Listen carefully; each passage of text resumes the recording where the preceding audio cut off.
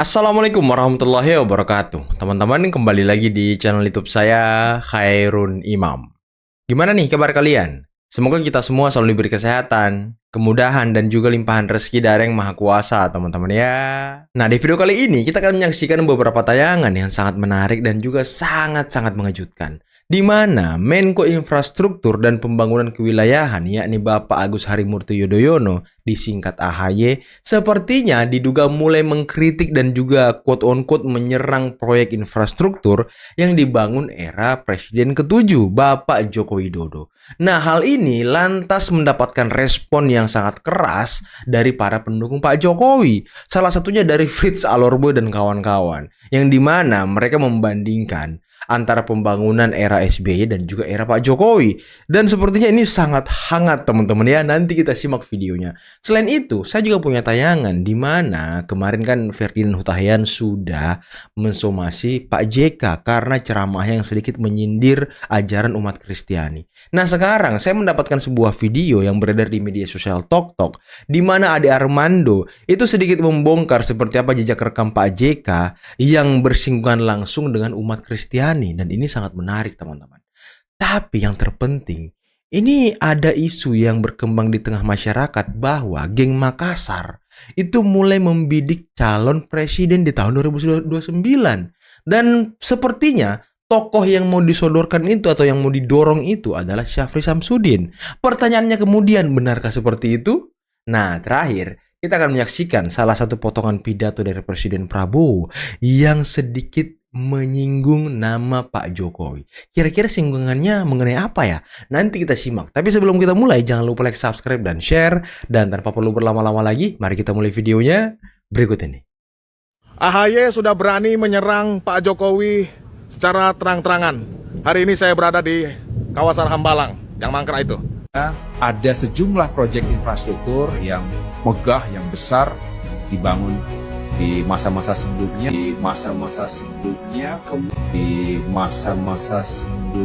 Ah, ini apa namanya nih Mas AHY? Hah? Proyek mangkrak ini berdampak nggak kira-kira buat masyarakat? Dan kami masuk tadi ke dalam aja dilarang itu ya, di pos penjagaan. Kami tidak bisa meliput di bagian dalam. Informasi. Jadi saya sebagai anak bangsa tidak terima dan berkeberatan dengan pernyataan Mas AHY yang kerjanya cuma nyinyir. Ya, saya kira Anda itu menteri yang cerdas ya, membuat sebuah karya yang bagus. Tapi apa karya Anda? Apakah karya Anda itu menyinyiri apa yang dilakukan oleh orang lain? Anda menyinggung pemerintahan yang sebelumnya. Ini juga pemerintahan yang sebelumnya. Karya bapakmu ini di era bapakmu. Ya, jadi itu ya. Saya tidak terima. Mas AHY, jangan cuma kritik Pak Jokowi saja. Bagaimana dengan proyek-proyek mangkrak tuh di belakang Hambalang tuh? Mangkrak yang dibiarkan oleh Pak SBY. Bagaimana dengan proyek mangkrak tuh yang di belakang saya tuh? Kita masuk untuk mengambil konten saja katanya dilarang. Saya tanya undang-undang atau peraturan, tidak satu pun yang dapat mereka dari pihak Satpam tidak mampu membuktikan ke saya. Ini yang dibangun oleh Pak SBY yang gagal nih. Nih, proyek gagal nih. Nih, proyek gagal. Ini proyek gagal nih. Mega proyek yang dimaksudkan oleh AHY ya. Saya tantang Pak AHY untuk membangun. Jangan cuma omon-omon, jangan cuma kritik Pak Jokowi saja. Tetapi ini tolong dibangun. Menghabiskan anggaran sekitar 2,5 triliun. Tolong Pak SBY bangun, jangan banyak bicara. Pak AHY, Anda kan Menteri Koordinator Infrastruktur tuh. Jangan cuma kritik Pak Jokowi, tapi bagaimana dengan ini? Kenapa tidak bisa dibangun? Bagaimana dengan ini? Tolong bangun. Pak AHY, saya nantang Bapak untuk membangun proyek gagal, proyek mangkrak yang di depan saya nih. Ya, proyek Hambalang yang mangkrak yang tidak dibangun oleh Pak SBY. Menghabiskan anggaran begitu besar, ya. Jangan cuma omon-omon, jangan cuma hanya bisa kritik Pak Joko Widodo. Tapi ini bagaimana nih. Proyek gagal. Nih. Proyek gagal tuh. Lihat tuh, proyek gagal. Kami masuk katanya tidak boleh, tidak diizinkan karena katanya ada aturan yang melarang. Saya tanya bolak-balik tidak bisa. Nih, lihat. Lihat biar masyarakat tahu.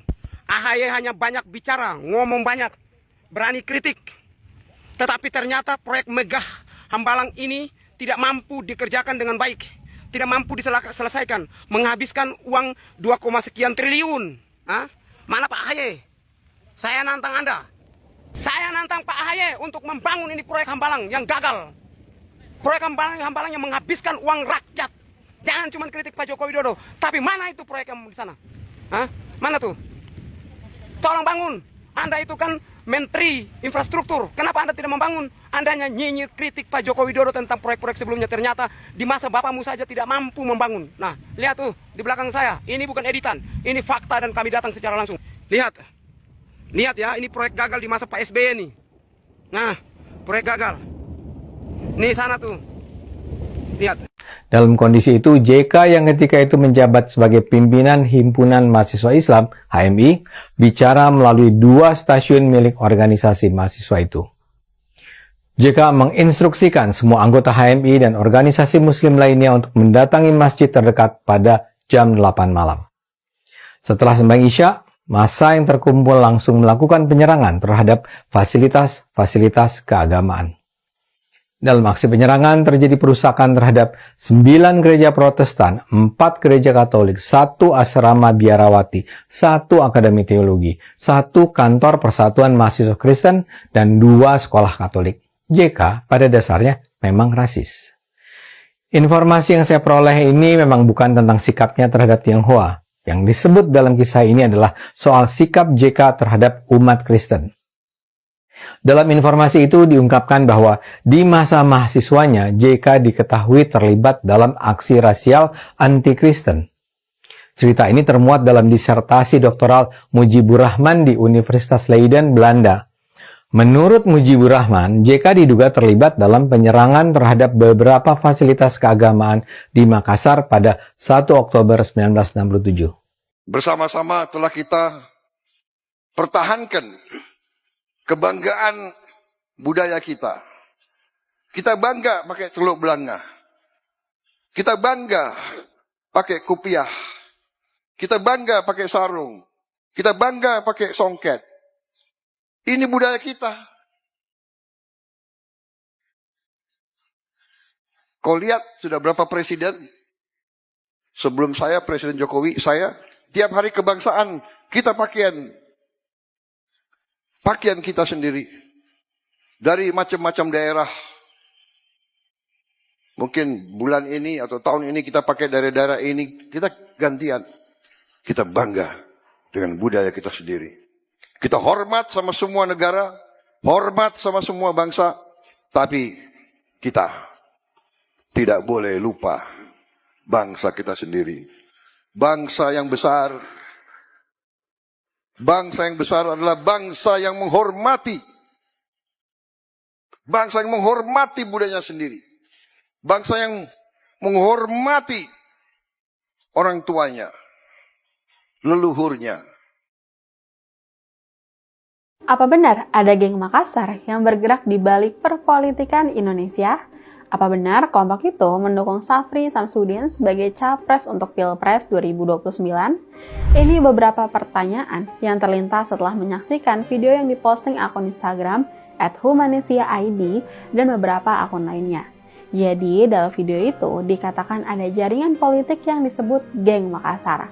Geng ini adalah kelompok figur berpengaruh yang berasal dari Sulawesi Selatan. Nama-nama yang disebut diantaranya Yusuf Kala atau JK, Abraham Samad, Said Didu, dan Sudirman Said. Kelompok ini diklaim punya rekam jejak panjang dalam mendorong tokoh-tokoh tertentu ke panggung nasional. Mereka diklaim sedang menggolkan satu nama untuk jadi presiden di Pilpres 2029.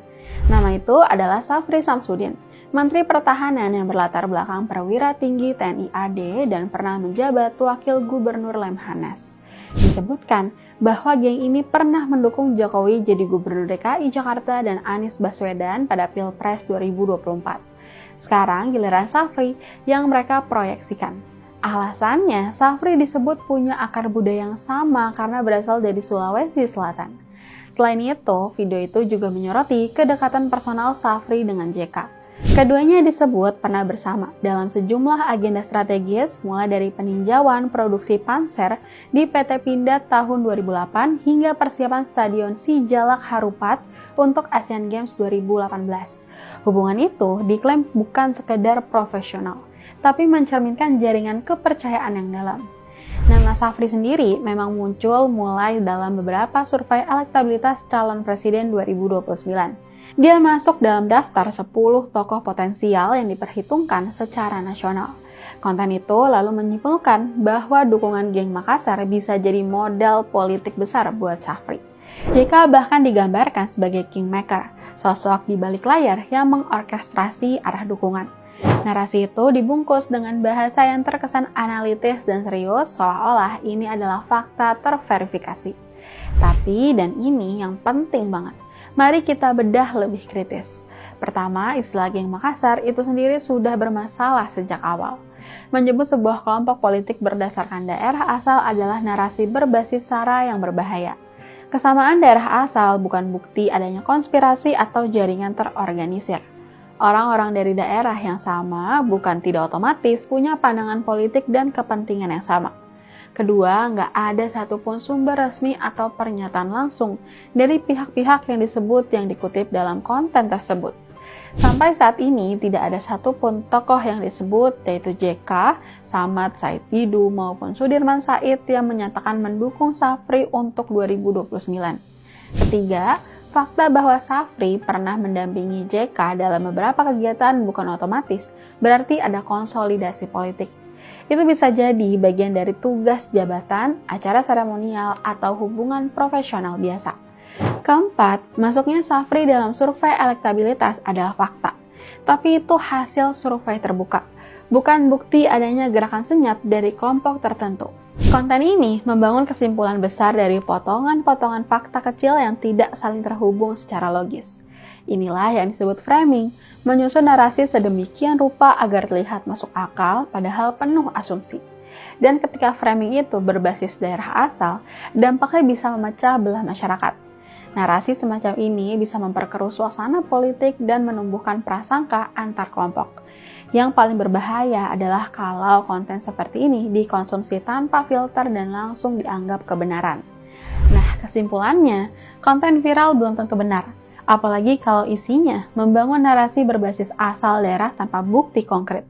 Perbedaan pandangan politik itu wajar, tapi menyeret identitas kedaerahan sebagai faktor penentu itu nggak sehat buat demokrasi kita. Intinya, isu geng Makassar ini lebih banyak spekulasi daripada fakta. Nggak ada bukti kuat soal adanya jaringan elit terorganisir seperti yang dituduhkan. Mengaitkan politik dengan asal daerah juga berpotensi memecah belah. Jadi, kita harus lebih kritis dalam menyaring informasi kayak gini. Jangan langsung percaya cuma karena narasinya terdengar meyakinkan. Apalagi kalau sudah menyentuh isu sensitif seperti identitas daerah. Yuk, jadi netizen yang cerdas.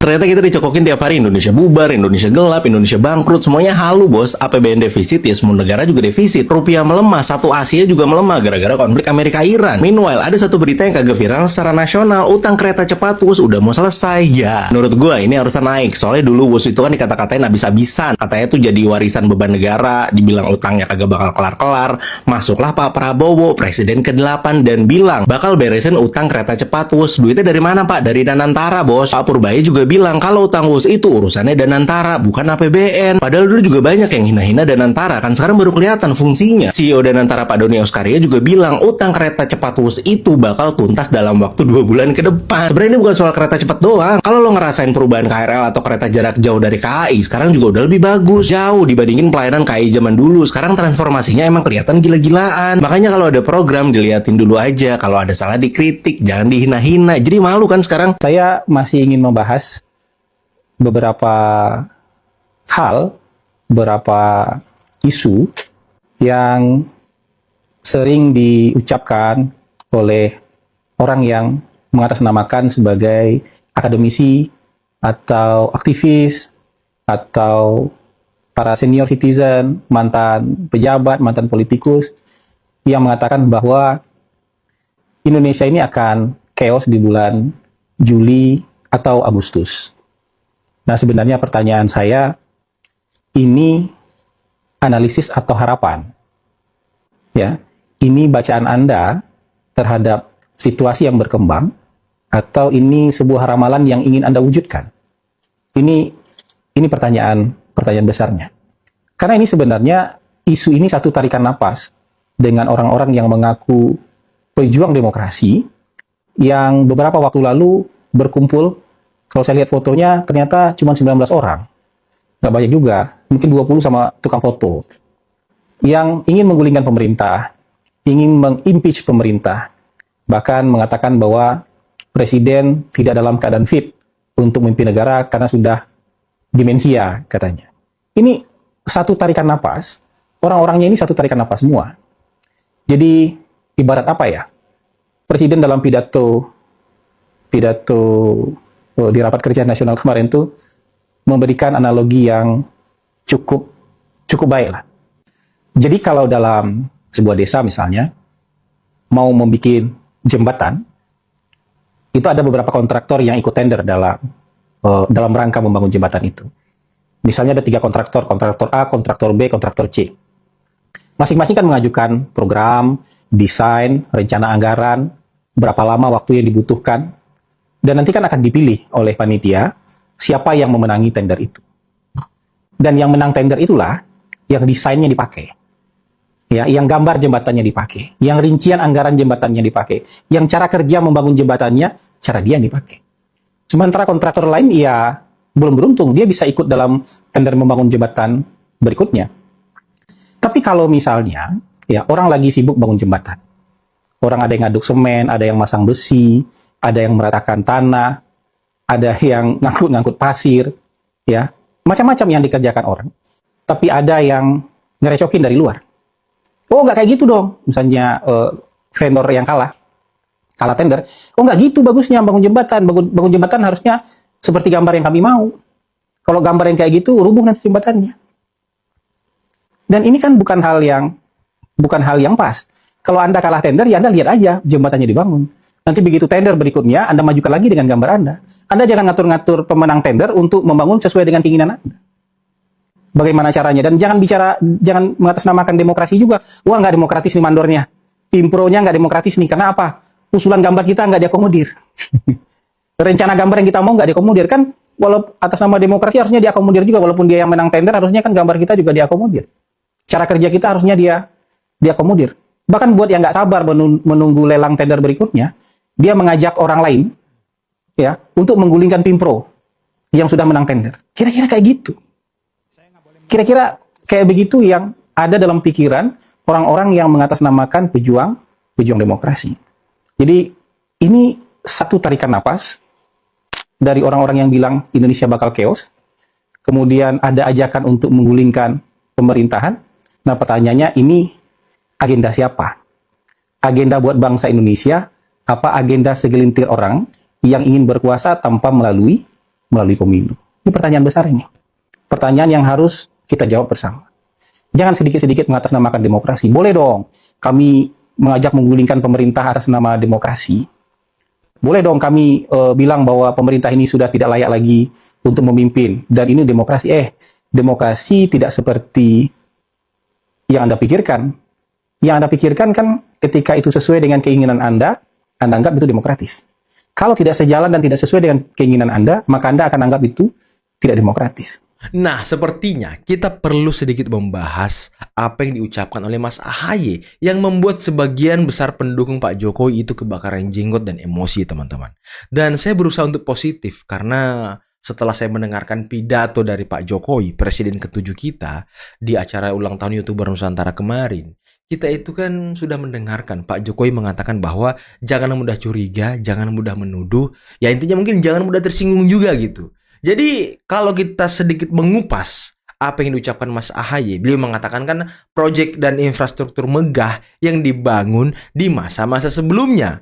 Sebenarnya frasa ini tidak ditujukan spesifik untuk Pak Jokowi, tapi untuk presiden-presiden sebelum Pak Jokowi juga. Ada Pak SBY, Ibu Mega, dan juga yang lainnya, teman-teman. Jadi maksud Pak AHY ini, ya ini lagi-lagi kalau kita berpikir jernih, teman-teman ya, dia menyinggung pembangunan infrastruktur yang mangkrak, di era-era sebelum Presiden Prabowo. Mau itu di era Pak Jokowi, mau itu di era Presiden ke-6 SBY, mau itu di era Megawati. Cuman setahu saya, pembangunan di era Pak Jokowi itu banyak menyelesaikan pembangunan yang mangkrak di era Pak SBY.